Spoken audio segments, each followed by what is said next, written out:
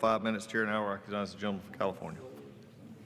Thank you, Mr. Chairman. Hydrologists tell us that California is facing the worst drought in 1,200 years.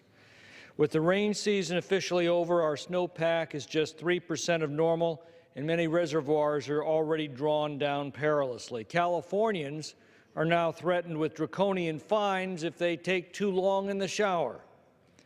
This amendment forbids the Bureau of Reclamation from purchasing scarce water in California in the midst of this catastrophic drought for the purpose of dumping it into rivers to adjust water temperatures to nudge baby fish to swim to the ocean.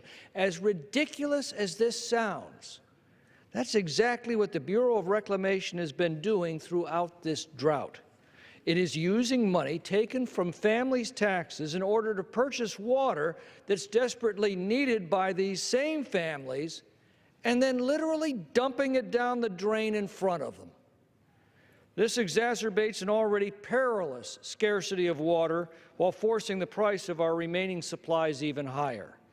It also makes a mockery of the sacrifices that every Californian is making to stretch every drop of water in their homes, and it undermines the moral authority of the government to demand further conservation from the people when it is squandering water so outrageously itself.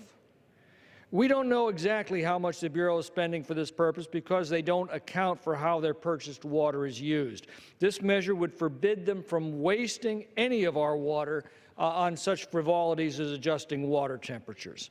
Now, this sounds harsh for the fish. Let's remember that in a drought like this one, there would be no water in our rivers, there would be no fish. The dams make it possible to save the water from wet years so that we can get through the dry years. That doesn't work if we open floodgates in an extreme drought like this to make the fish happy. This month, the Bureau of Reclamation released nearly 30,000 acre-feet of water from the new Malones Dam in my district for that purpose. That's enough water to meet the annual residential needs of a population of nearly 300,000 human beings, for the express purpose of encouraging the offspring of some 29 steelhead trout to swim toward the ocean, which, by the way, they tend to do anyway. And to add insult to injury, almost all of these smolts will be eaten by predators before they reach the ocean. So let me put this again and quite bluntly.